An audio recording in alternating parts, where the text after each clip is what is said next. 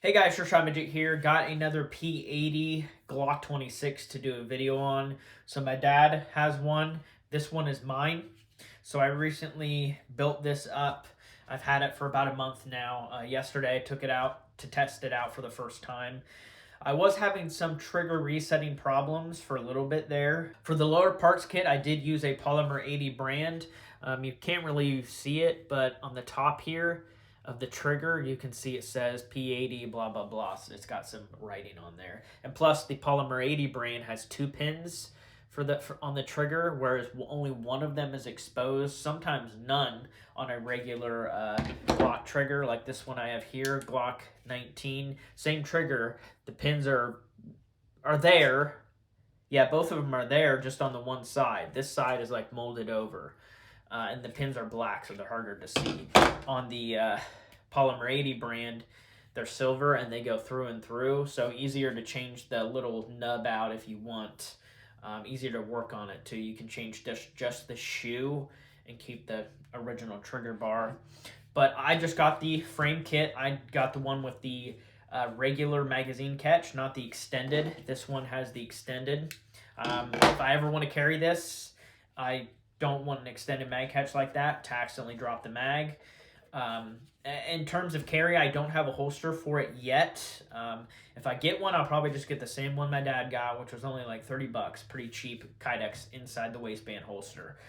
But this really isn't a shooter or a carry gun. It's kind of a showpiece. I really like the color of it. I want to keep the finish nice, so it's not going to see the light of day a whole lot. This isn't going to be, a regular shooter quite as much as some of my other guns are. But anyways, basic parts kit, standard slide lock.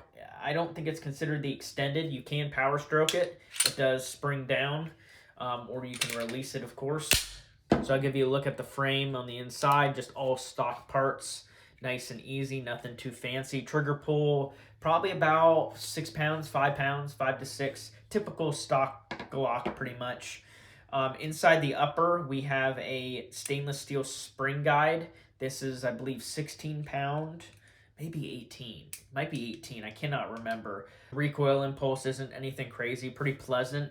I was shooting Venom 9mm. It's a 115 grain brass case. This is made in Turkey, so it's just foreign ammo, and I shot all the 150 rounds through this and had no problems other than the trigger resetting. I had no jams, stovepipes, failed to extract, failed to feed, blah, blah, blah. So for the barrel, it is just a black barrel. It is Swinson is the brand.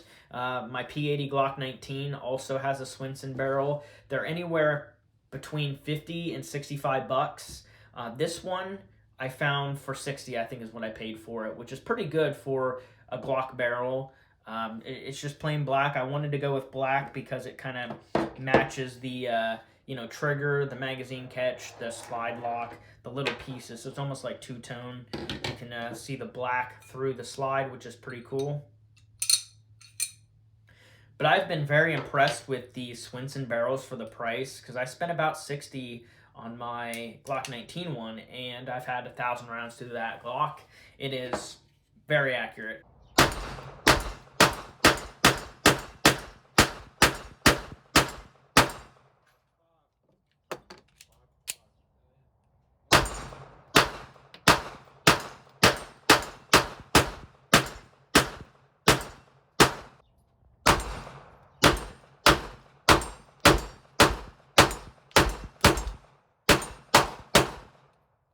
So the slide on here is Zaffiri Precision. So this slide was pretty expensive. I think it was $300 plus shipping, I think is what I paid. It may have been free shipping, but kind of a pricier slide. It is Cerakoted in blue titanium. They did that. You can see Zaffiri Precision on the slide there. I'll get some close-up shots later. So I got the slide from them. The only thing I added, True Glow tritium sights on here. I'll show you that up close later. I'm not going to point it at me, but they are tritium sights, 3-dot. Got those. I think I paid 60 or 70 for those. And then the back plate on here, I also got a custom back plate. See that? That's from the other guys. Those of you that have seen that movie know what I'm talking about. And then again, the 3-dot sights, tritium. They're decent. I like the Ameriglow ones a little bit better. The True Glow are decent. 9x19, 26. Zaffiri Precision. And it's got the rear cocking serrations. The forward doesn't have any, but it's open. There's some here. You can kind of grab it, you know, up front. When there's holes in there, it's really easy to get a grasp on. There's also a cut on the top.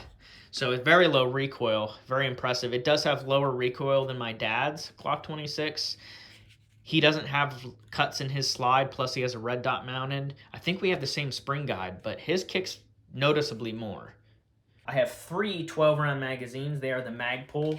So when you get the mag in there, you get full finger contact, all 3 fingers on there. And it's actually comfortable to hold. Glock 26 is like, I would say, the best all-around carry Glock size. Some people like the 43X, for regular 43. I have a P80 43 and I like it.